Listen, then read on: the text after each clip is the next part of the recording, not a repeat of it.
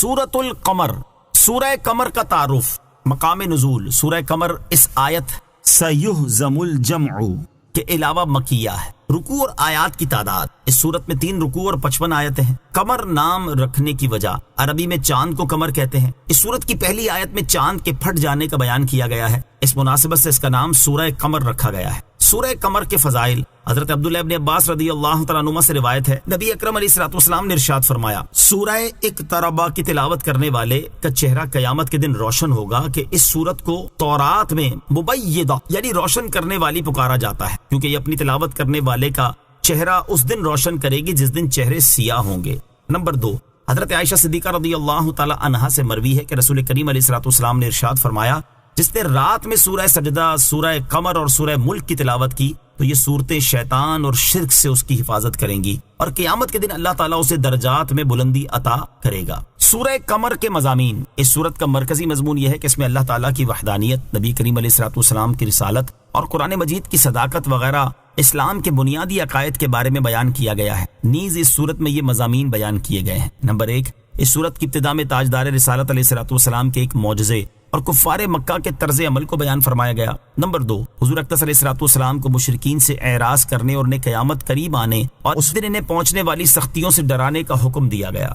Number 3، حضور پرنور علیہ الصلوۃ والسلام کی تسلی کے لیے اختصار کے ساتھ سابقہ امتوں میں سے حضرت نوح علیہ الصلوۃ والسلام کی قوم، قوم عاد، قوم ثمود، حضرت لوط علیہ الصلوۃ والسلام کی قوم اور فرعون کی قوم کے حالات اور ان کا انجام بیان کیا گیا اور کفار قریش کو مخاطب کر کے ان امتوں کے انجام سے ڈرایا گیا۔ نمبر 4، اس صورت کے آخر میں بدبخت کفار کا حال اور سعادت مند متقی لوگوں کی جزا کو بیان فرمایا گیا۔ سورہ نجم کے ساتھ مناسبت، سورہ قمر کی اپنے سے ماقبل سورت نجم کے ساتھ مناسبت یہ ہے کہ سورہ نجم کی طرح اس سورت میں بھی اپنے رسولوں کو جھٹلانے والی سابقہ امتوں کے احوال اور ان کا انجام بیان کیا گیا ہے۔ بسم اللہ الرحمن الرحیم۔ ترجمہ، اللہ کے نام سے شروع جو نہایت مہربان رحمت والا ہے۔ اقتربت الساعة وانشق القمر۔ ترجمہ، قیامت قریب آ گئی اور چاند پھٹ گیا۔ اقتربت الساعة، قیامت قریب آ گئی، یعنی قیامت کے نزدیک ہونے کی نشانی ظاہر ہو گئی کہ نبی کریم صلی اللہ تعالی علیہ وآلہ وسلم کے معجزے سے چاند 2 ٹکڑے ہو کر پھٹ گیا۔ چاند کا 2 ٹکڑے ہونا جس کا اس آیت میں بیان ہے، یہ نبی کریم صلی اللہ تعالی علیہ وآلہ وسلم کے روشن معجزات میں سے ہے۔ اشارے سے چاند چیر دیا۔ سیاہ ستہ کی کثیر احادیث میں اس عظیم معجزے کے مختلف پہلو بیان کیے گئے ہیں۔ چنانچہ حضرت انس بن مالک رضی اللہ تعالیٰ عنہ فرماتے ہیں، اہل مکہ نے حضور سید المرسلین صلی اللہ تعالی علیہ وآلہ وسلم سے ایک معجزہ دکھانے کی درخواست کی تو حضور پرنور صلی اللہ تعالی علیہ وآلہ وسلم نے چاند ٹکڑے کر کے دکھایا۔ حضرت عبداللہ ابن مسعود رضی اللہ تعالیٰ عنہ فرماتے ہیں کہ رسول اللہ صلی اللہ تعالی علیہ وآلہ وسلم کے زمانے میں چاند 2 ٹکڑے ہو کر پھٹا، ایک ٹکڑا پہاڑ کے اوپر اور دوسرا ٹکڑا اس کے نیچے۔ تب رسول اکرم صلی اللہ تعالی علیہ وآلہ وسلم نے فرمایا، گواہ رہو۔ حضرت جبیر بن مطعم رضی اللہ تعالیٰ عنہ فرماتے ہیں، جب نبی کریم صلی اللہ تعالی علیہ وآلہ وسلم نے چاند 2 ٹکڑے کر کے دکھایا تو کفار قریش نے کہا، محمد صلی اللہ تعالی علیہ وآلہ وسلم نے جادو سے ہماری نظر بندی کر دی ہے۔ اس پر ان کی جماعت کے لوگوں نے کہا، اگر یہ ہماری نظر بندی ہے تو باہر کہیں بھی کسی کو چاند کے 2 حصے نظر نہ آئے ہوں گے۔ اب جو قافلے آنے والے ہیں ان کی جستجو رکھو اور مسافروں سے دریافت کرو، اگر دوسرے مقامات سے بھی چاند کا ٹکڑے ہونا دیکھا گیا ہے تو بے شک معجزہ ہے۔ چنانچہ سفر سے آنے والوں سے دریافت کیا تو انہوں نے بیان کیا کہ ہم نے دیکھا ہے کہ اس روز چاند کے 2 حصے ہو گئے تھے۔ اب مشرکین کو انکار کی گنجائش نہ رہی، لیکن وہ جاہلانہ طور پر اسے جادو ہی جادو کہتے رہے۔ ان کے علاوہ سیاستہ کی اور احادیث میں بھی اس عظیم معجزے کا بیان ہے اور یہ خبر شہرت کے اس درجے تک پہنچ گئی ہے کہ اس کا انکار کرنا عقل و انصاف سے دشمنی اور بے دینی ہے۔ وَإِن يَرَوْا آيَةً يُعْرِضُوا وَيَقُولُوا سِحْرٌ مُسْتَمِرٌ۔ ترجمہ، اور اگر کفار کوئی نشانی دیکھتے ہیں تو منہ پھیر لیتے ہیں اور کہتے ہیں یہ تو کوئی دائمی جادو ہے۔ وَإِن يَرَوْا آيَةً، اور اگر کفار کوئی نشانی دیکھتے ہیں۔ اس آیت میں کفار مکہ کی ایک عادت بیان کی گئی کہ وہ اگر اللہ تعالیٰ کی قدرت اور اس کے حبیب صلی اللہ تعالیٰ علیہ وسلم کی صداقت اور نبوت پر دلالت کرنے والی کوئی نشانی جیسے چاند کا 2 ٹکڑے ہونا یا کوئی اور نشانی دیکھتے ہیں تو اس نشانی میں غور کر کے اس کی حقیقت جاننے، اس کی تصدیق کرنے اور نبی اکرم صلی اللہ تعالیٰ علیہ وسلم پر ایمان لانے سے منہ پھیر لیتے ہیں اور کہتے ہیں محمد صلی اللہ تعالیٰ علیہ وآلہ وسلم جو کچھ ہمیں دکھا رہے ہیں یہ تو کوئی دائمی طاقتور جادو ہے۔ کفار مکہ کی ہٹ دھرمی۔ اس آیت میں کفار مکہ کا جو حال بیان ہوا کہ ان کا مطالبہ پورا بھی کر دیا جائے تو بھی یہ ایمان نہیں لاتے، اس کا بیان اور آیات میں بھی کیا گیا ہے۔ جیسے کفار مکہ نے کہا کہ وَلَن نُؤْمِنَ لِرُقِيِّكَ حَتَّى تُنَزِّلَ عَلَيْنَا كِتَابًا نَقْرَؤُهُ، ترجمہ، اور ہم تمہارے چڑھ جانے پر بھی ہرگز ایمان نہ لائیں گے جب تک ہم پر ایک کتاب نہ اتارو جو ہم پڑھیں۔ اور ان کے جواب میں اللہ تعالیٰ نے ارشاد فرمایا وَلَوْ نَزَّلْنَا عَلَيْكَ كِتَابًا فِي قِرْطَاسٍ فَلَمَسُوهُ بِأَيْدِيهِمْ لَقَالَ الَّذِينَ كَفَرُوا إِنْ هَذَا إِلَّا سِحْرٌ مُبِينٌ، ترجمہ، اور اگر ہم کاغذ میں کچھ لکھا ہوا آپ پر اتار دیتے پھر یہ اسے چھو لیتے تب بھی کافر کہہ دیتے کہ یہ تو کھلا جادو ہے۔ کفار مکہ نے نبی اکرم صلی اللہ تعالی علیہ وسلم سے کہا تسقط السماء كما زعمت علينا كسفا، ترجمہ، تم ہم پر آسمان ٹکڑے ٹکڑے کر کے گرا دو جیسا تم نے کہا ہے۔ اللہ تعالیٰ نے ارشاد فرمایا وَإِن يَرَوْا كِسْفًا مِّنَ السَّمَاءِ سَاقِطًا يَقُولُوا سَحَابٌ مَّرْكُومٌ، ترجمہ، اور اگر وہ آسمان سے کوئی ٹکڑا گرتا ہوا دیکھیں گے تو کہیں گے کہ یہ تہ در تہ بادل ہے۔ ایک اور مقام پر ارشاد فرمایا وَلَوْ فَتَحْنَا عَلَيْهِمْ بَابًا مِّنَ السَّمَاءِ فَظَلُّوا فِيهِ يَعْرُجُونَ لَقَالُوا إِنَّمَا سُكِّرَتْ أَبْصَارُنَا بَلْ نَحْنُ قَوْمٌ مَّسْحُورُونَ، ترجمہ، اور اگر ہم ان کے لیے آسمان میں کوئی دروازہ کھول دیتے تاکہ دن کے وقت اس میں چڑھ جاتے، جب بھی وہ یہی کہتے کہ ہماری نگاہوں کو بند کر دیا گیا ہے بلکہ ہم ایسی قوم ہے جن پر جادو کیا ہوا ہے۔ کفار مکہ نے تاجدار رسالت صلی اللہ تعالی علیہ وسلم سے کہا کہ اگر آپ سچے ہیں تو ہمارے مردوں کو زندہ کر دیجئے تاکہ ہم ان سے پوچھیں کہ آپ جو فرماتے ہیں وہ حق ہے یا نہیں، اور ہمیں فرشتے دکھائیے جو ہمارے سامنے آپ کے رسول ہونے کی گواہی دیں، یا اللہ اور فرشتوں کو ہمارے سامنے لائیے۔ ان کے جواب میں اللہ تعالیٰ نے ارشاد فرمایا وَلَوْ أَنَّنَا نَزَّلْنَا إِلَيْهِمُ الْمَلَائِكَةَ وَكَلَّمَهُمُ الْمَوْتَى وَحَشَرْنَا عَلَيْهِمْ كُلَّ شَيْءٍ قُبُلًا مَا كَانُوا لِيُؤْمِنُوا إِلَّا أَن يَشَاءَ اللَّهُ وَلَكِنَّ أَكْثَرَهُمْ يَجْهَلُونَ، ترجمہ، اور اگر ہم ان کی طرف فرشتے اتار دیتے اور مردے ان سے باتیں کرتے اور ہم ہر چیز ان کے سامنے جمع کر دیتے جب بھی وہ ایمان لانے والے نہ تھے مگر یہ کہ خدا چاہتا، لیکن ان میں اکثر لوگ جاہل ہیں۔ وَكَذَّبُوا وَاتَّبَعُوا أَهْوَاءَهُمْ وَكُلُّ أَمْرٍ مُسْتَقِرٌ، ترجمہ، اور انہوں نے جھٹلایا اور اپنی خواہشوں کے پیچھے ہوئے اور ہر کام قرار پا چکا ہے۔ وَكَذَّبُوا، اور انہوں نے جھٹلایا۔ ارشاد فرمایا کہ کفار مکہ نے نبی کریم صلی اللہ تعالی علیہ وسلم کو اور ان کے معجزات کو جھٹلایا جو انہوں نے اپنی آنکھوں سے دیکھے، اور وہ اپنی ان باطل خواہشوں کے پیچھے ہوئے جو شیطان نے ان کے دل میں ڈال دی تھی کہ اگر انہوں نے نبی اکرم صلی اللہ تعالی علیہ وسلم کے معجزات کی تصدیق کی تو ان کی سرداری تمام عالم میں مانی جائے گی اور قریش کی کچھ بھی عزت اور قدر باقی نہ رہے گی۔ اللہ تعالیٰ ارشاد فرماتا ہے کہ ہر کام اپنے وقت پر ہونے ہی والا ہے، کوئی اس کو روکنے والا نہیں، اور سرکار دو عالم صلی اللہ تعالی علیہ وسلم کا دین غالب ہو کر رہے گا۔ وَلَقَدْ جَاءَهُم مِّنَ الْأَنبَاءِ مَا فِيهِ مُزْدَجَرٌ، ترجمہ، اور بے شک ان کے پاس وہ خبریں آ چکی جن میں کافی ڈانٹ ڈپٹ تھی۔ وَلَقَدْ جَاءَهُم مِّنَ الْأَنبَاءِ، اور بے شک ان کے پاس وہ خبریں آ چکی۔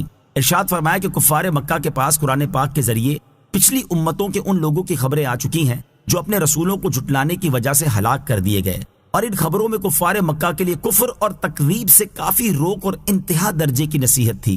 اس آیت سے معلوم ہوا کہ ان لوگوں کے حالات معلوم کرنا عبرت اور نصیحت حاصل کرنے کے لیے بہت فائدہ مند ہے جو اللہ تعالیٰ کی نافرمانی اور اس کے ساتھ کفر کرنے کی وجہ سے ہلاک کر دیے گئے۔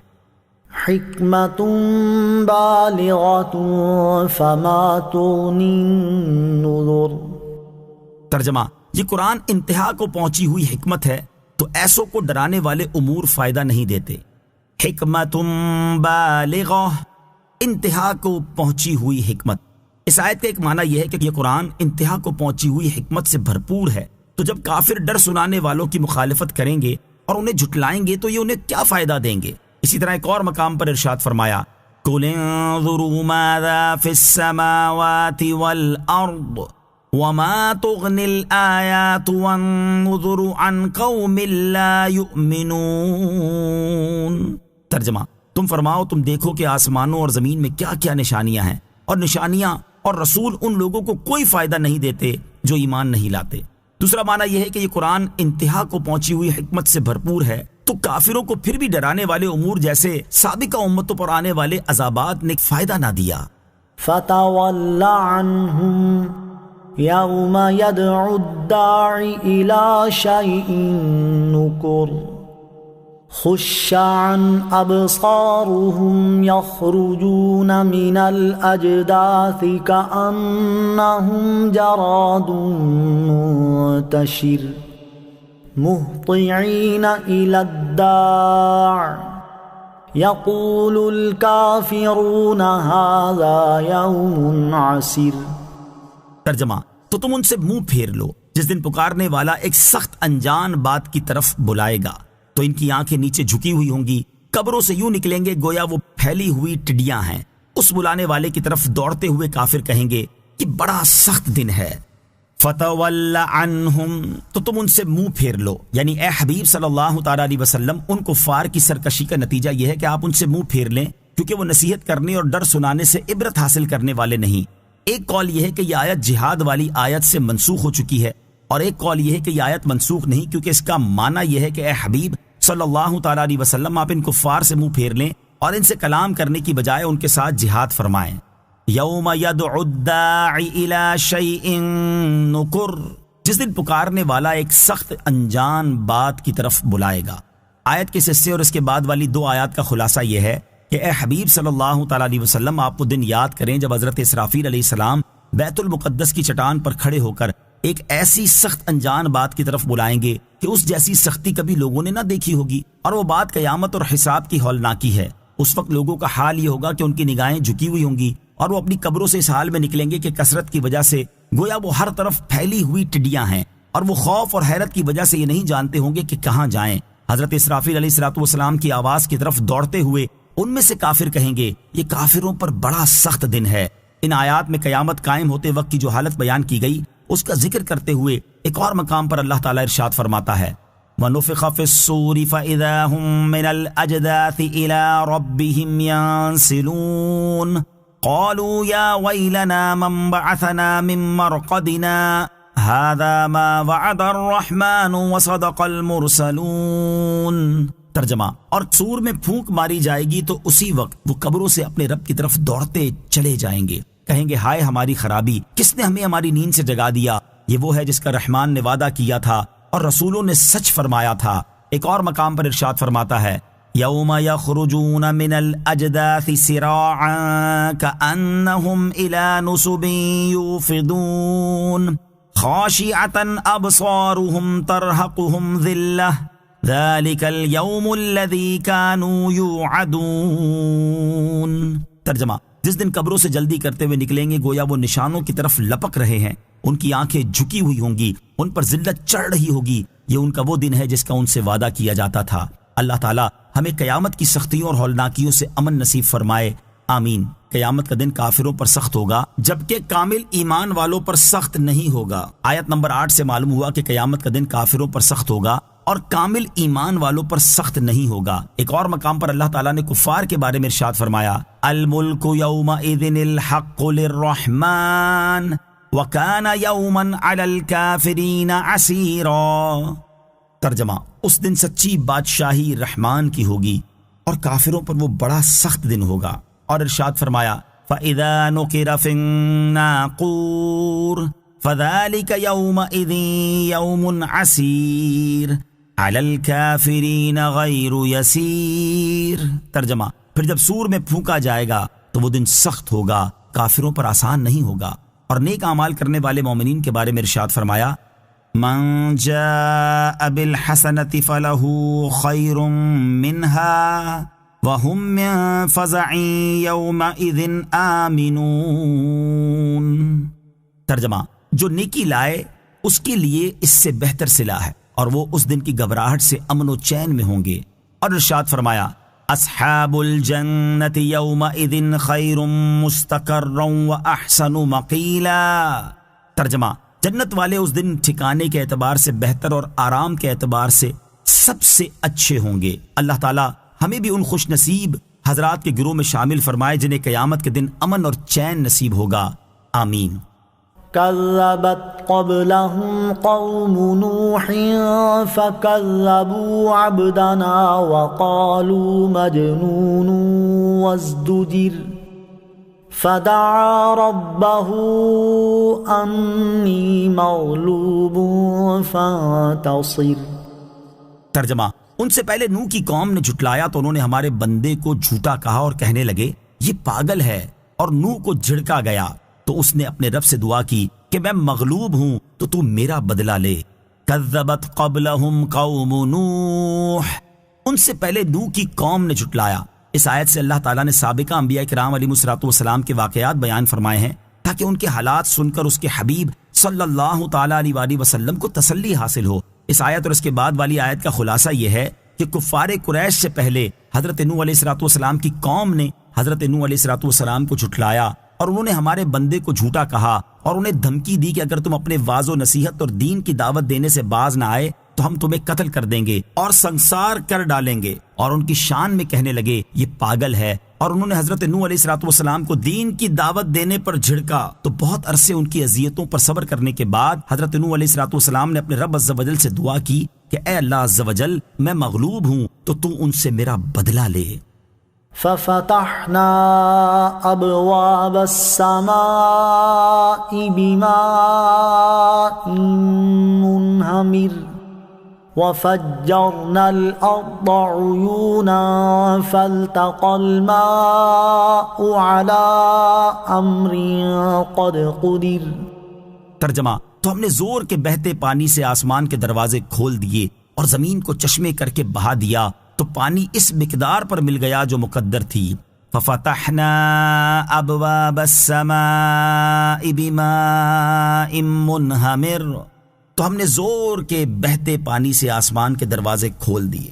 جب حضرت نوح علیہ الصلوۃ والسلام نے دعا مانگی تو اللہ تعالیٰ نے ان کی قوم پر عذاب بھیج دیا۔ اسی عذاب کا ذکر کرتے ہوئے اس آیت اور اس کے بعد والی آیت میں ارشاد فرمایا گیا کہ ہم نے زور کے بہتے پانی سے آسمان کے دروازے کھول دیے، اور وہ پانی 40 دن تک نہ تھما، اور زمین سے اس قدر پانی نکالا کہ زمین چشموں کی طرح ہو گئی، اور آسمان سے برسنے والے اور زمین سے ابلنے والے دونوں پانی اس مقدار پر مل گئے جو ان کے لیے مقدر تھی اور لوح محفوظ میں لکھی ہوئی تھی کہ طوفان اس حد تک پہنچے گا۔ وَحَمَلْنَاهُ عَلَى ذَاتِ أَلْوَاحٍ وَدُسُرٍ تَجْرِي بِأَعْيُنِنَا جزاء لمن کان کفر۔ ترجمہ، اور ہم نے نوح کو تختوں اور کیلوں والی کشتی پر سوار کیا جو ہماری نگاہوں کے سامنے بہ رہی تھی۔ سب کچھ اس نوح کو جزا دینے کے لیے ہوا جس کے ساتھ کفر کیا گیا تھا۔ وَحَمَلْنَا، اور ہم نے نوح کو سوار کیا۔ اس آیت اور اس کے بعد والی آیت میں اللہ تعالیٰ نے ارشاد فرمایا کہ جب حضرت نوح علیہ الصلوۃ والسلام کی قوم پر عذاب آیا تو ہم نے حضرت نوح علیہ الصلوۃ والسلام کو تختوں اور کیلوں والی ایسی کشتی پر سوار کیا جو ہماری حفاظت میں بہ رہی تھی، اور حضرت نوح علیہ الصلوۃ والسلام کو نجات دینا اور ان کی کافر قوم کو غرق کر دینا اس پیارے نوح علیہ الصلوۃ والسلام کو جزا دینے کے لیے ہوا جس کے ساتھ کفر کیا گیا تھا۔ وَلَقَدْ تَرَكْنَاهَا آیَةً فَهَلْ مِن مُدَّکِرٍ۔ ترجمہ، اور ہم نے اس واقعے کو نشانی بنا چھوڑا تو ہے کوئی نصیحت حاصل کرنے والا۔ وَلَقَدْ تَرَكْنَاهَا آیَةً، اور ہم نے اسے نشانی بنا چھوڑا۔ اس آیت کی تفسیر یہ ہے کہ ہم نے اس واقعے کو کہ کفار غرق کر کے ہلاک کر دیے گئے اور حضرت نوح علیہ الصلوۃ والسلام کو نجات دی گئی، آنے والی امتوں کے لیے نشانی بنا چھوڑا تو ہے کوئی دھیان کرنے والا جو اس واقعے سے نصیحت اور عبرت حاصل کرے۔ دوسری تفسیر یہ ہے کہ ہم نے اس کشتی کو آنے والی امتوں کے لیے نشانی بنا چھوڑا تو ہے کوئی نصیحت حاصل کرنے والا جو اس سے نصیحت حاصل کرے۔ حضرت قتادہ رضی اللہ تعالیٰ عنہ سے مروی ہے کہ اللہ تعالیٰ نے اس کشتی کو جزیرے کی سرزمین میں اور بعض مفسرین کے نزدیک جودی پہاڑ پر مدتوں باقی رکھا، یہاں تک کہ ہماری امت کے پہلے لوگوں نے بھی اس کشتی کو دیکھا۔ فَكَيْفَ كَانَ عَذَابِي وَنُذُرِ۔ ترجمہ، تو میرا عذاب اور میرا ڈرانا کیسا ہوا. فکیف کان، تو کیسا ہوا، یعنی اے حبیب صلی اللہ تعالیٰ علیہ وسلم آپ دیکھیں کہ اللہ تعالیٰ اور اس کے رسول کو جھٹلانے والوں کا انجام کیسا ہوا. کیا میرے رسول کو جھٹلانے والوں کو عذاب پہنچا یا نہیں؟ اے پیارے حبیب علیہ الصلوۃ والسلام، جب آپ کو ان کے حالات معلوم ہو چکے تو آپ کفار کی اذیتوں پر صبر کیجئے. آپ کے ساتھ کفار کے معاملے کا انجام بھی اسی طرح ہوگا جیسے سابقہ رسولوں کے ساتھ کفر کرنے والوں کا ہوا. وَلَقَدْ يَسَّرْنَا الْقُرْآنَ لِلذِّكْرِ فَهَلْ مِن مُدَّكِرٍ. ترجمہ، اور بے شک ہم نے قرآن کو یاد کرنے نصیحت لینے کے لیے آسان فرما دیا، تو ہے کوئی یاد کرنے نصیحت لینے والا. وَلَقَدْ يَسَّرْنَا الْقُرْآنَ لِلذِّكْرِ، اور بے شک ہم نے قرآن کو یاد کرنے نصیحت لینے کے لیے آسان فرما دیا. اس آیت کی ایک تفسیر یہ ہے کہ اے حبیب صلی اللہ تعالیٰ علیہ وسلم، بے شک ہم نے عبرت اور نصیحت حاصل کرنے کے لیے آپ کی قوم کی زبان میں قرآن مجید نازل فرما کر ان کے لیے آسان کر دیا، اور طرح طرح کی نصیحتوں اور عبرتوں سے قرآن کو بھر دیا اور اس میں وعدوں اور وعیدوں کو بیان کر دیا. تو ہے کوئی نصیحت حاصل کرنے والا جو اس سے نصیحت حاصل کرے. دوسری تفسیر یہ ہے کہ بے شک ہم نے قرآن کو یاد کرنے کے لیے آسان کر دیا، تو ہے کوئی جو اسے یاد کرے. قرآن مجید یاد کرنے والے کے لیے آسان ہے. حضرت علامہ مفتی نعیم الدین مراد آبادی علیہ رحمۃ اللہ الہادی فرماتے ہیں، اس آیت میں قرآن کریم کی تعلیم حاصل کرنے، قرآن پاک کی تعلیم دینے، اس میں مشغول رہنے اور اسے حفظ کرنے کی ترغیب ہے. اور اس سے یہ بھی معلوم ہوتا ہے کہ قرآن پاک یاد کرنے والے کی اللہ تعالیٰ کی طرف سے مدد ہوتی ہے، اور اس کو حفظ کرنا سہل و آسان فرما دینے ہی کا ثمرہ ہے کہ عربی، عجمی، بڑے حتیٰ کہ بچے بھی اس کو یاد کر لیتے ہیں. اور اس کے علاوہ کوئی مذہبی کتاب ایسی نہیں ہے جو یاد کی جاتی ہو اور سہولت سے یاد ہو جاتی ہو. حضرت انس رضی اللہ تعالیٰ عنہ سے روایت ہے، رسول اکرم صلی اللہ تعالیٰ علیہ وسلم نے ارشاد فرمایا، اللہ تعالیٰ قرآن سننے والے سے دنیا کی مصیبتیں دور کر دیتا ہے اور قرآن پڑھنے والے سے آخرت کی مصیبتیں دور کر دیتا ہے. قرآن پاک کی ایک آیت سننا سونے کے خزانے سے بہتر ہے، اور اس کی ایک آیت پڑھنا عرش کے نیچے موجود چیزوں سے افضل ہے، کیونکہ یہ اللہ تعالیٰ کا وہ کلام ہے جو اس نے مخلوق پیدا کرنے سے پہلے فرمایا. تو جس نے قرآن میں الحاد کیا، یعنی بے دینی کا کوئی معاملہ کیا، یا قرآن کے بارے میں اپنی رائے سے کچھ کہا، تو اس نے کفر کیا. اور اگر اللہ تعالیٰ قرآن پاک کو لوگوں کی زبانوں پر آسان نہ فرما دیتا تو کوئی شخص بھی رحمان کے کلام کا تکلم کرنے پر قادر نہ ہوتا. اللہ تعالیٰ نے ارشاد فرمایا، وَلَقَدْ يَسَّرْنَا الْقُرْآنَ لِلذِّكْرِ فَهَلْ مِن مُدَّكِرٍ. ترجمہ، اور بے شک ہم نے قرآن کو یاد کرنے کے لیے آسان فرما دیا، تو ہے کوئی یاد کرنے والا. كذبت عاد فكيف كان عذابي ونذر. ترجمہ، عاد نے جھٹلایا تو میرا عذاب اور میرا ڈرانا کیسا ہوا. کذبت عاد، عاد نے جھٹلایا. حضرت نوح علیہ السلام کا واقعہ بیان کرنے کے بعد قوم عاد کا واقعہ بیان کیا گیا، کیونکہ عاد ارم بن سام بن حضرت نوح علیہ السلام کی اولاد میں سے تھا.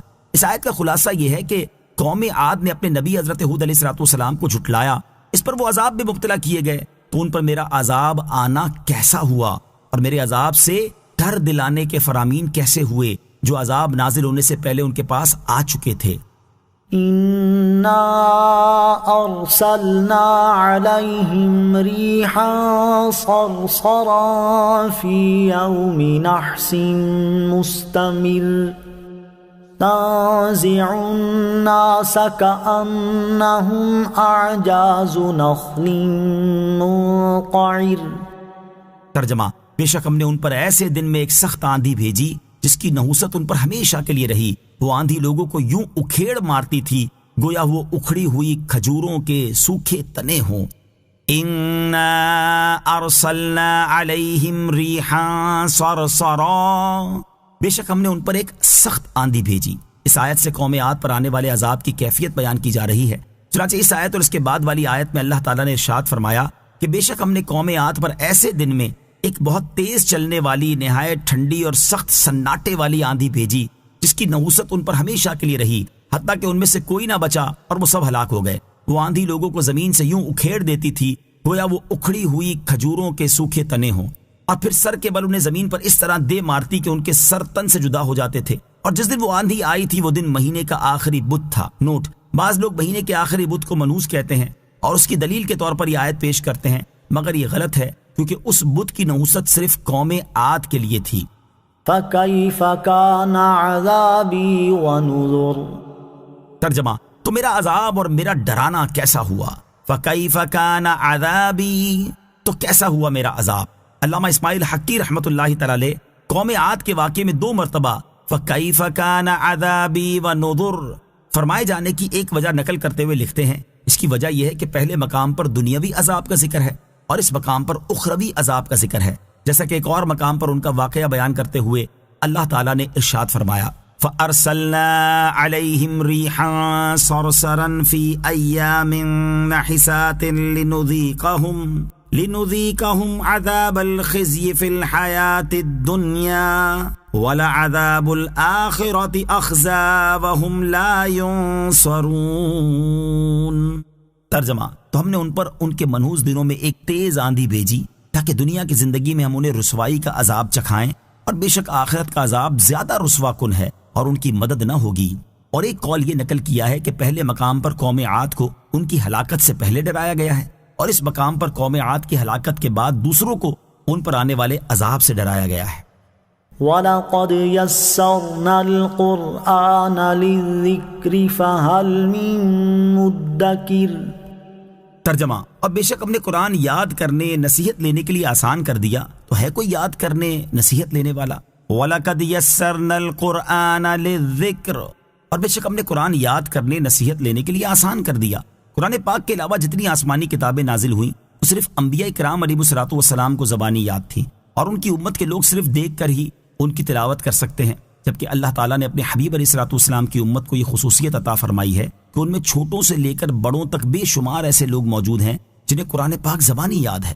حدیث قدسی میں ہے، اللہ تعالیٰ نے اپنے حبیب علیہ الصلوۃ والسلام سے ارشاد فرمایا جعلت من امتک اقواما قلوبهم اناجیلهم۔ اس کی وضاحت کچھ یوں ہے کہ اے حبیب صلی اللہ تعالی علیہ وسلم، میں آپ کی امت میں ایسے لوگ پیدا کروں گا جن کے دلوں میں قرآن اس طرح محفوظ ہوگا جیسے سابقہ انبیاء کرام علیہ الصلوۃ والسلام کے دلوں میں انجیل محفوظ تھی۔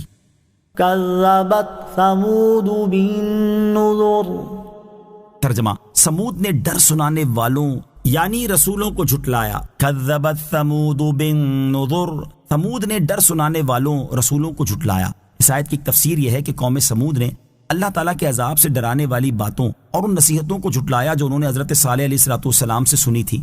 دوسری تفسیر یہ ہے کہ قوم سمود نے اپنے نبی حضرت صالح علیہ الصلوۃ والسلام کی دعوت کا انکار کر کے اور ان پر ایمان نہ لا کر انہیں جھٹلایا۔ یاد رہے کہ قوم سمود نے اگرچہ صرف حضرت صالح علیہ الصلوۃ والسلام کو جھٹلایا تھا، مگر چونکہ ایک نبی کا انکار سارے نبیوں کا انکار شمار ہوتا ہے، کیونکہ سب کا عقیدہ ایک ہی ہے، اس لیے یہاں آیت میں جمع کا صیغہ النذر ذکر کیا گیا۔ فَقَالُوا أَبَشَرًا مِنَّا وَاحِدًا نَتَّبِعُهُ إِنَّا إِذًا لَّفِي ضَلَالٍ وَسُعُرٍ۔ ترجمہ، تو انہوں نے کہا کہ ہم اپنے میں سے ہی ایک آدمی کی تابعداری کریں جب تو ہم ضرور گمراہی اور دیوانگی میں ہیں۔ فَقَالُوا، تو انہوں نے کہا، حضرت صالح علیہ الصلوۃ والسلام نے اپنی قوم کے لوگوں سے فرمایا تھا کہ اگر تم نے میری پیروی نہ کی تو تم گمراہ اور بے عقل ہو۔ اس پر ان لوگوں نے کہا کہ ہم اپنے میں سے یہ ایک آدمی کس طرح تابع ہو جائیں، حالانکہ ہماری تعداد بہت زیادہ ہے اور وہ اکیلا ہے، یوں ہی وہ نہ تو بادشاہ ہے اور نہ ہی کوئی سردار ہے۔ ہم ایسا نہیں کریں گے، کیونکہ اگر ایسا کریں جب تو ہم ضرور گمراہی اور دیوانگی میں ہیں۔ أَأُلْقِيَ الذِّكْرُ عَلَيْهِ مِن بَيْنِنَا بَلْ هُوَ كَذَّابٌ أَشِرٌ سَيَعْلَمُونَ غَدًا مَّنِ الْكَذَّابُ الْأَشِرُ۔ ترجمہ، کیا ہم سب میں سے صرف اس پر وحی ڈالی گئی، بلکہ یہ بڑا جھوٹا متکبر ہے۔ بہت جلد کل جان جائیں گے کہ کون بڑا جھوٹا متکبر تھا۔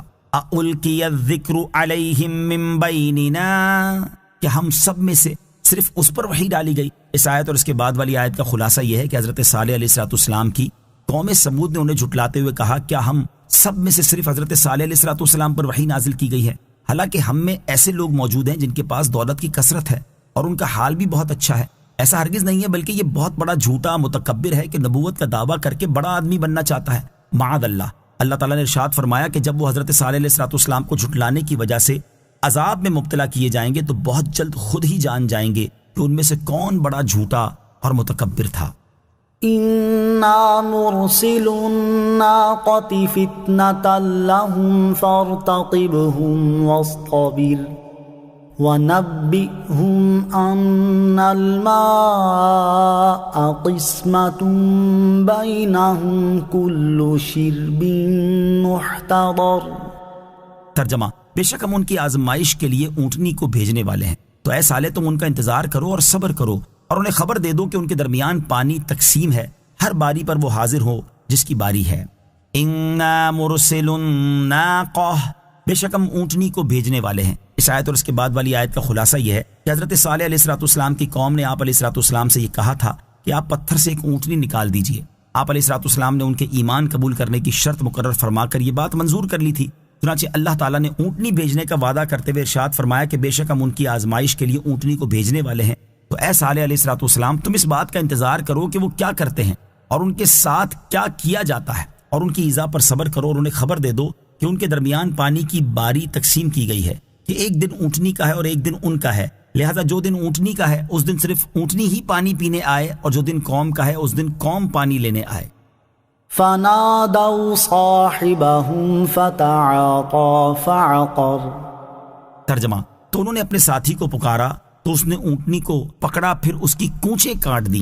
فنادوا صاحبهم، تو انہوں نے اپنے ساتھی کو پکارا۔ قوم سمود ایک عرصے تک اس طریقے پر قائم رہی، پھر انہیں اپنی چراگاہوں میں اور مویشیوں پر پانی کی تنگی کی وجہ سے افسوس ہوا تو وہ لوگ اونٹنی کو قتل کرنے پر متفق ہو گئے، اور اس کام کے لیے اپنے ساتھی کو پکارا جس کا نام کدار بن سالف تھا، تو اس نے اونٹنی کو پکڑا اور تیز تلوار سے اس کی کونچیں کاٹ دی اور اسے قتل کر ڈالا۔ فكيف كان عذابي ونذر، ترجمہ، تو میرا عذاب اور میرا ڈرانا کیسا ہوا۔ فَكَيْفَ كَانَ عَذَابِي وَنُذُرْ، تو میرا عذاب اور میرا ڈرانا کیسا ہوا۔ اس آیت کی ایک تفسیر یہ ہے کہ میرا عذاب اور میرے ڈر کے فرمان جو عذاب نازل ہونے سے پہلے ان کے پاس میری طرف سے آئے تھے اور اپنے موقع پر واقع ہوئے، وہ کیسے ہوئے۔ دوسری تفسیر یہ ہے کہ اے کفار قریش، جب میں نے قوم سمود کو عذاب دیا تو انہیں میرا عذاب دینا کیسا ہوا؟ کیا میں نے انہیں زلزلے سے ہلاک نہیں کیا؟ اور میں نے جس عذاب سے انہیں ہلاک کیا اس سے بعد والی امتوں کو میرا ڈرانا کیسا ہوا؟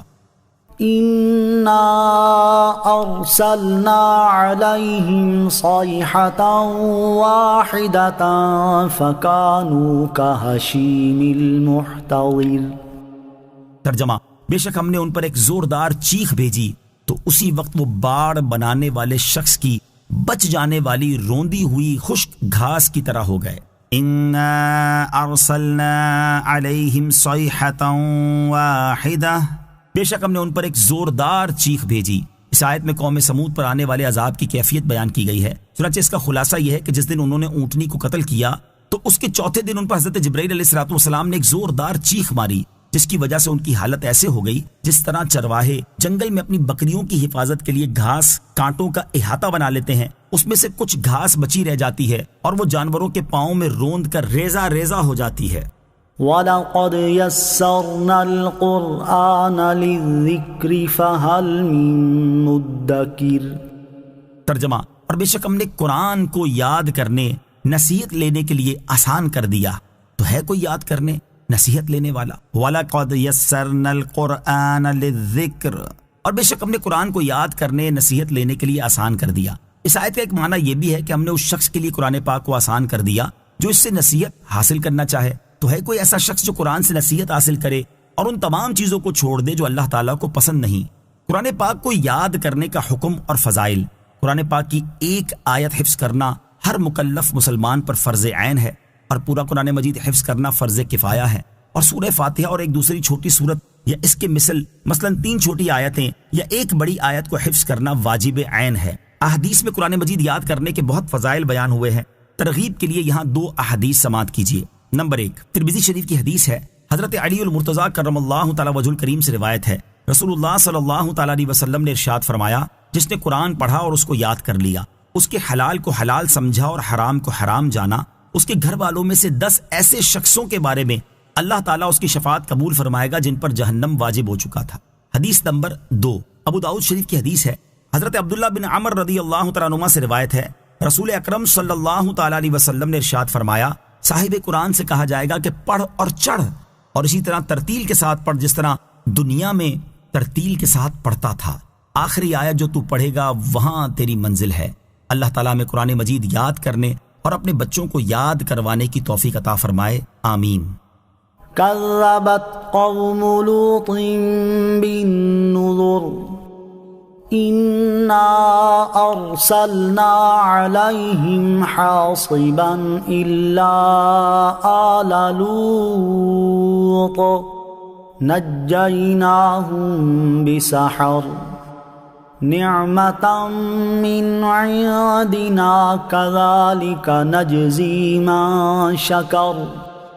ترجمہ، لوط کی قوم نے ڈر سنانے والوں یعنی رسولوں کو جھٹلایا، بے شک ہم نے ان پر ایک پتھراؤ بھیجا، سوائے لوط کے گھر والوں کے ہم نے انہیں رات کے آخری پہر بچا لیا، اپنے پاس سے احسان فرما کر ہم یوں ہی شکر کرنے والے کو صلا دیتے ہیں۔ کذبت قوم لوط بالنذر، لوط کی قوم نے ڈر سنانے والوں یعنی رسولوں کو جھٹلایا۔ یہاں سے حضرت لوط علیہ السلام کی قوم کا حال بیان فرمایا گیا کہ انہوں نے حضرت لوط علیہ السلام کا انکار کر کے سب رسولوں کو جھٹلایا، کیونکہ ایک نبی کا انکار کرنا گویا تمام پیغمبروں کا انکار ہے۔ اِنَّا أَرْسَلْنَا عَلَيْهِمْ حَاصِبًا، بے شک ہم نے ان پر ایک پتھراؤ بھیجا۔ یہاں سے حضرت لوط علیہ السلام کی قوم پر آنے والے عذاب اور ان کی ہلاکت کے بارے میں بتایا گیا۔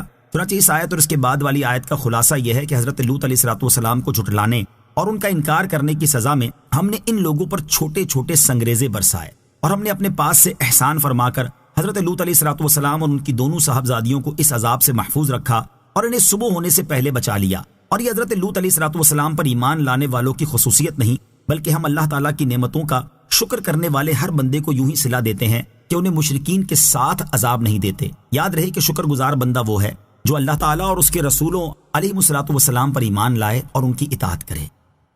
وَلَقَدْ أَنذَرَهُمْ بَطْشَتَنَا فَتَمَارَوْا بِالنُّذُرِ وَلَقَدْ رَاوَدُوهُ عَنْ ضَيْفِهِ فَطَمَسْنَا أَعْيُنَهُمْ فَذُوقُوا عَذَابِي وَنُذُرِ۔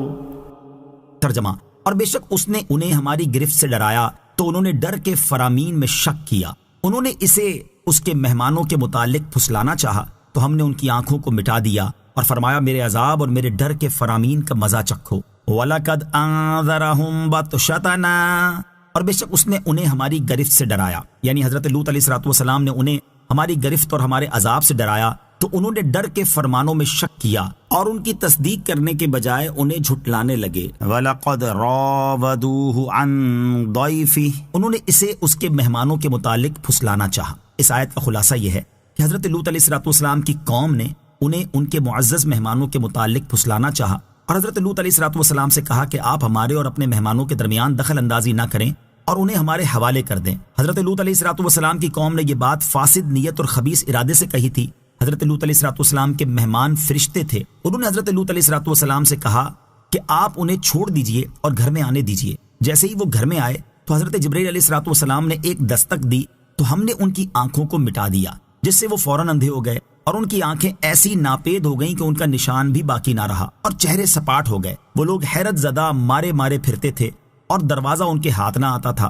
حضرت لوط علیہ السلام نے انہیں دروازے سے باہر کیا۔ اللہ تعالیٰ نے فرشتوں کے ذریعے ان سے ارشاد فرمایا کہ میرے عذاب اور میرے ڈر کے فرمانوں کا مزہ چکھو جو تمہیں حضرت لوط علیہ السلام نے سنائے تھے۔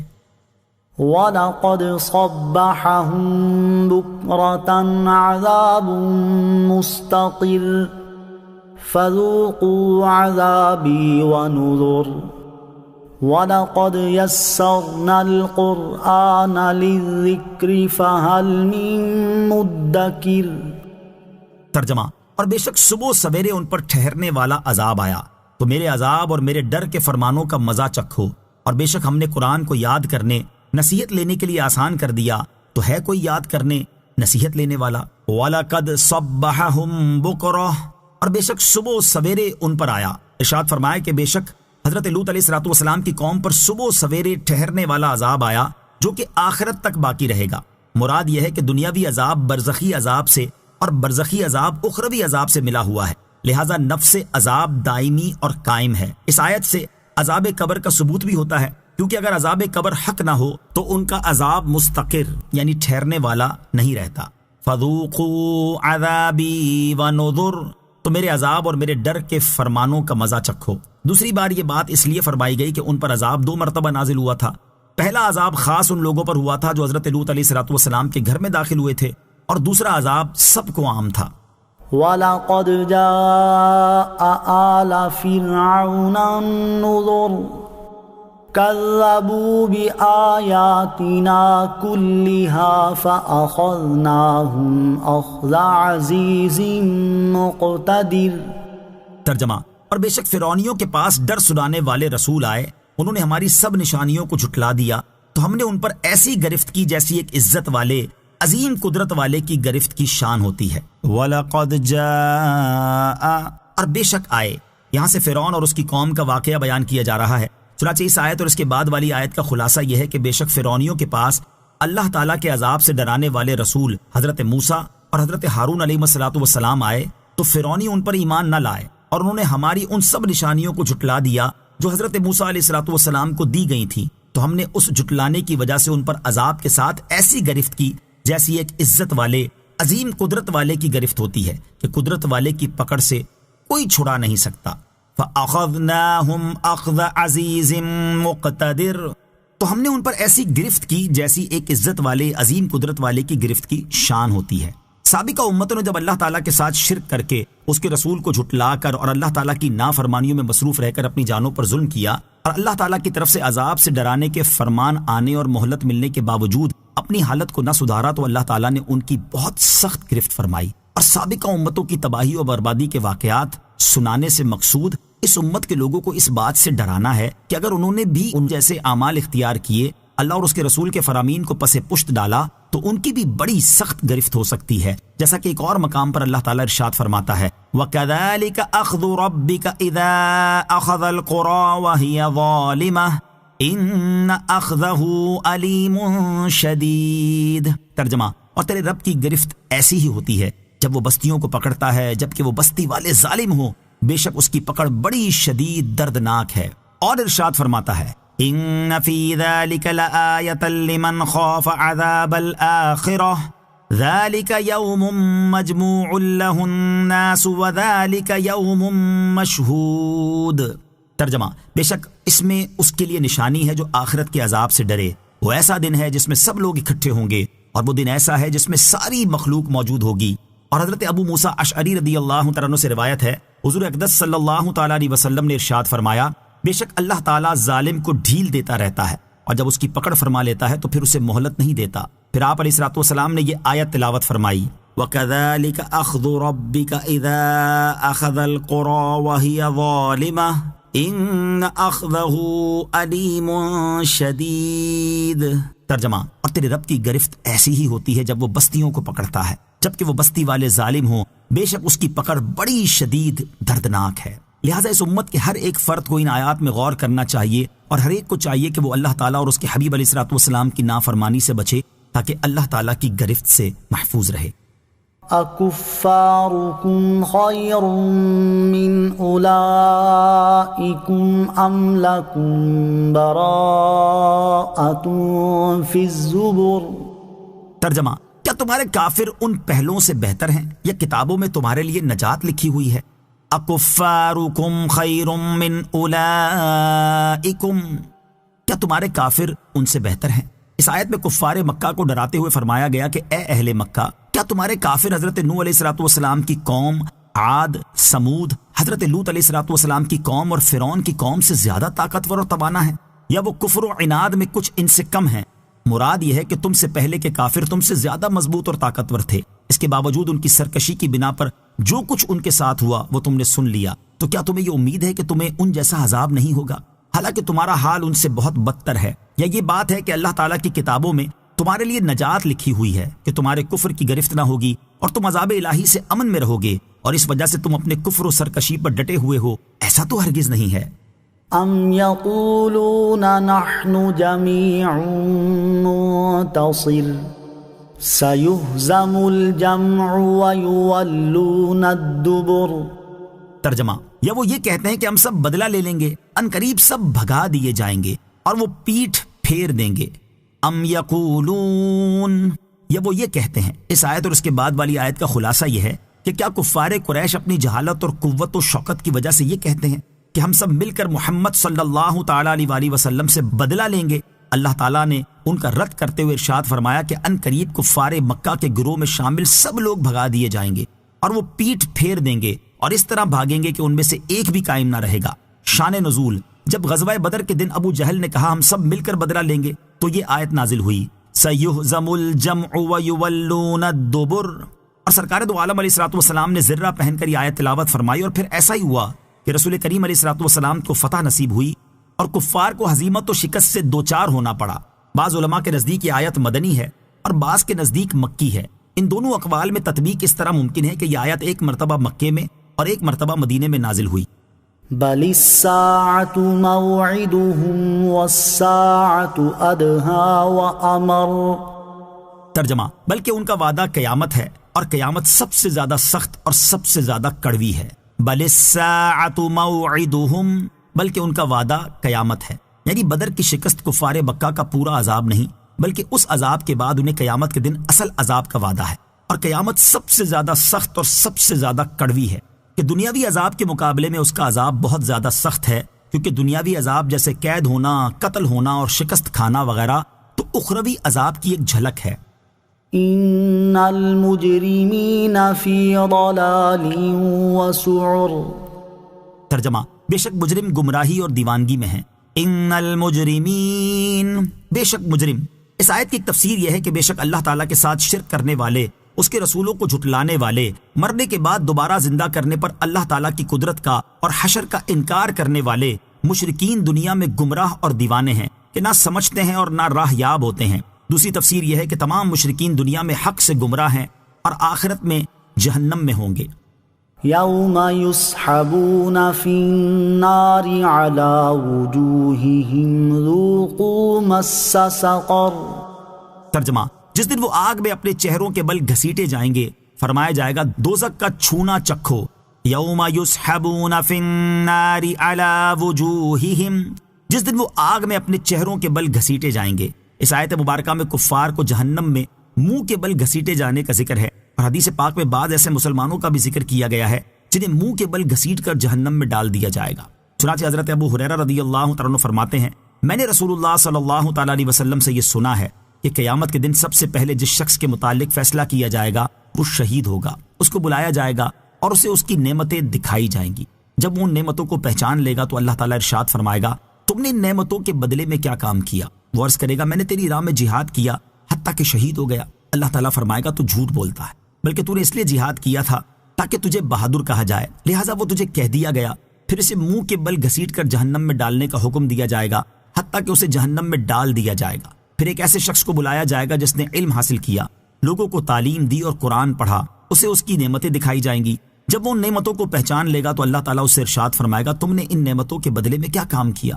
وہ عرض کرے گا میں نے علم حاصل کیا اور اس علم کو سکھایا اور تیرے لیے قرآن پڑھا۔ اللہ تعالیٰ فرمائے گا تو جھوٹ بولتا ہے، تم نے اس لیے علم حاصل کیا تاکہ تجھے عالم کہا جائے، تم نے قرآن اس لیے پڑھا تاکہ تجھے قاری کہا جائے، سو تمہیں عالم اور قاری کہہ دیا گیا۔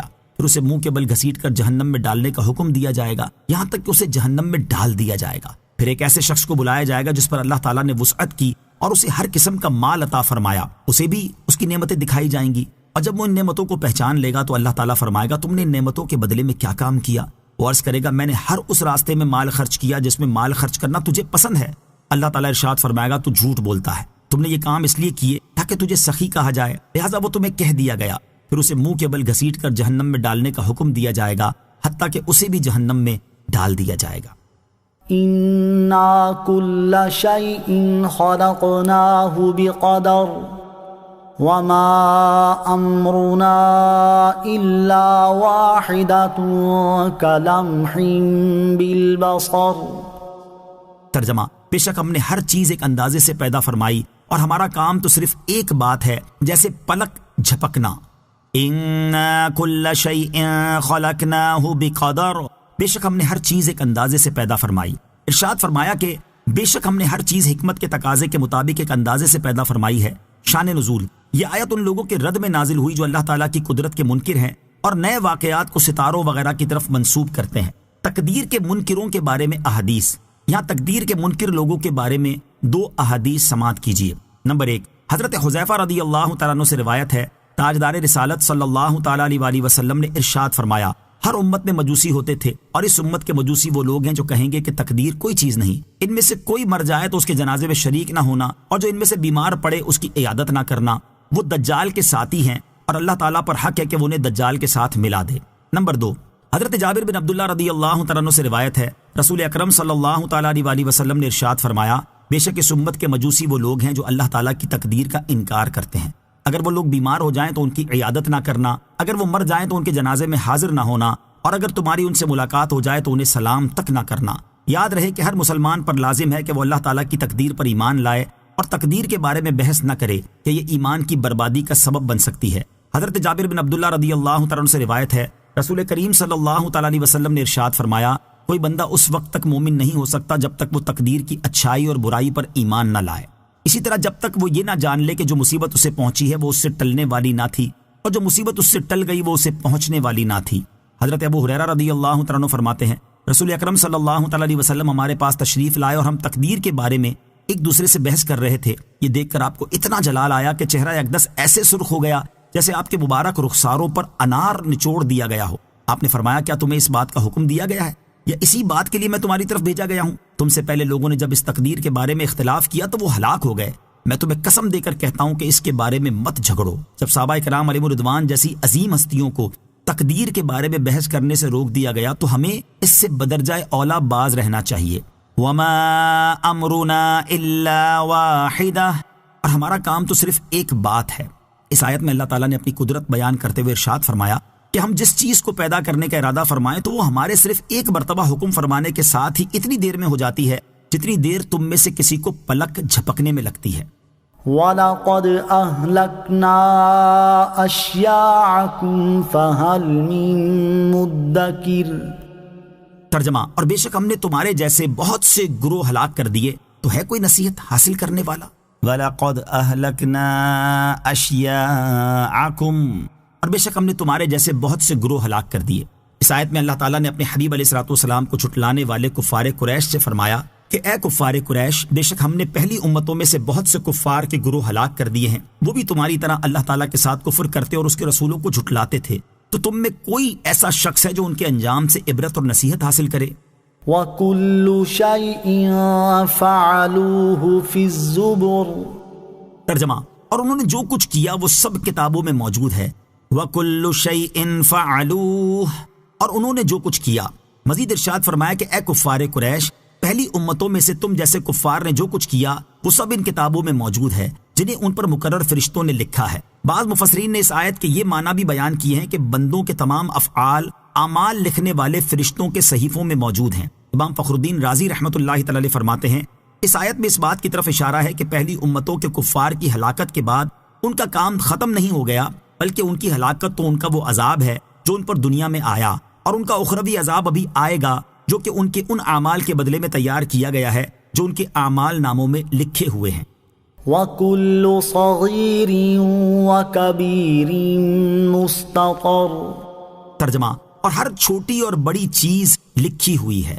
وَكُلُّ صَغِيرٍ وَكَبِيرٍ مُسْتَطَرٌ، اور ہر چھوٹی اور بڑی چیز لکھی ہوئی ہے، یعنی چھوٹے اور بڑے تمام اعمال اپنی تفصیل کے ساتھ لوح محفوظ میں لکھے ہوئے ہیں۔ سب کے لیے نصیحت، ان آیات میں ہر مسلمان کے لیے بڑی نصیحت ہے کہ اس کے تمام اعمال لوح محفوظ میں لکھے ہوئے ہیں، اور اعمال لکھنے والے فرشتے بھی اپنے صحیفوں میں اس کا ہر عمل لکھ رہے ہیں، اور پھر قیامت کے دن ہر شخص ان اعمال ناموں کو اپنے سامنے پائے گا۔ اس نازک ترین مرحلے کی منظر کشی کرتے ہوئے اللہ تعالیٰ ارشاد فرماتا ہے، وَوُضِعَ الْكِتَابُ فَتَرَى الْمُجْرِمِينَ مُشْفِقِينَ مِمَّا فِيهِ وَيَقُولُونَ يَا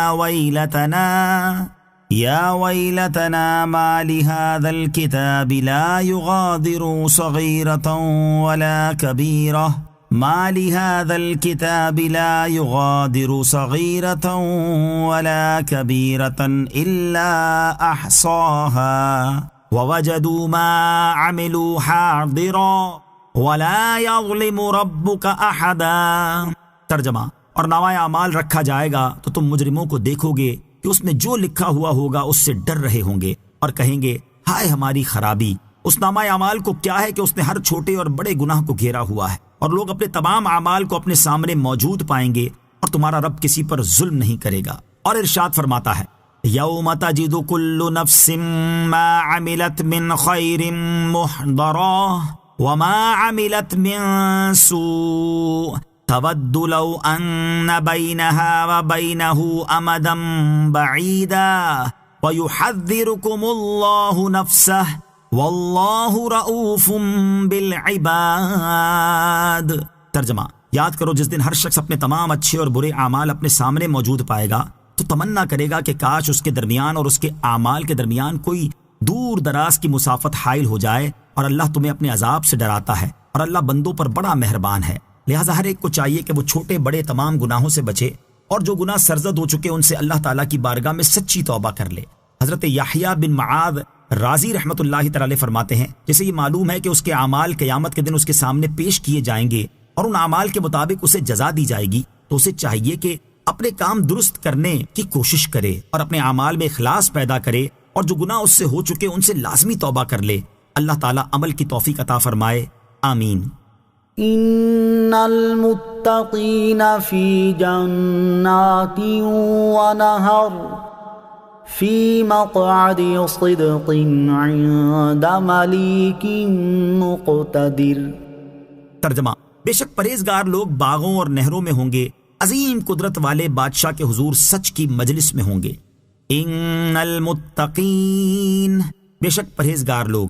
اس آیت اور اس کے بعد والی آیت میں متقی لوگوں کی جزا بیان کی گئی ہے کہ بے شک وہ لوگ جو کفر اور گناہوں سے بچے رہے وہ ایسے عظیم الشان باغوں میں ہوں گے جن میں موجود نعمتوں اور ان لوگوں کے لیے تیار کی گئی چیزوں کے اوصاف بیان سے باہر ہیں، اور اسی طرح ان کے باغوں اور گھروں میں پانی، شراب، شہد اور دودھ کی نہریں ہوں گی، اور وہ عظیم قدرت والے بادشاہ کی بارگاہ کے مقرب ہوں گے۔ جو باغ اور نہریں متقی لوگوں کے لیے تیار کی گئی ہیں ان کا حال بیان کرتے ہوئے ایک اور مقام پر اللہ تعالیٰ ارشاد فرماتا ہے، مثل الجنة التي وعد المتقون فيها أنهار من ماء غير آسن وأنهار من لبن لم يتغير طعمه وأنهار من خمر لذة للشاربين وأنهار من عسل مصفى وَلَهُمْ فِيهَا مِنْ كُلِّ الثَّمَرَاتِ وَمَغْفِرَةٌ مِّن رَّبِّهِمْ۔ ترجمہ: اس جنت کا حال جس کا پرہیزگاروں سے وعدہ کیا گیا ہے یہ ہے کہ اس میں خراب نہ ہونے والے پانی کی نہریں ہیں، اور ایسے دودھ کی نہریں ہیں جس کا مزہ نہ بدلے، اور ایسی شراب کی نہریں ہیں جو پینے والوں کے لیے سراسر لذت ہے، اور صاف شفاف شہد کی نہریں ہیں، اور ان کے لیے اس میں ہر قسم کے پھل اور ان کے رب کی طرف سے مغفرت ہے۔ آمنت باللہ صدق اللہ العظیم۔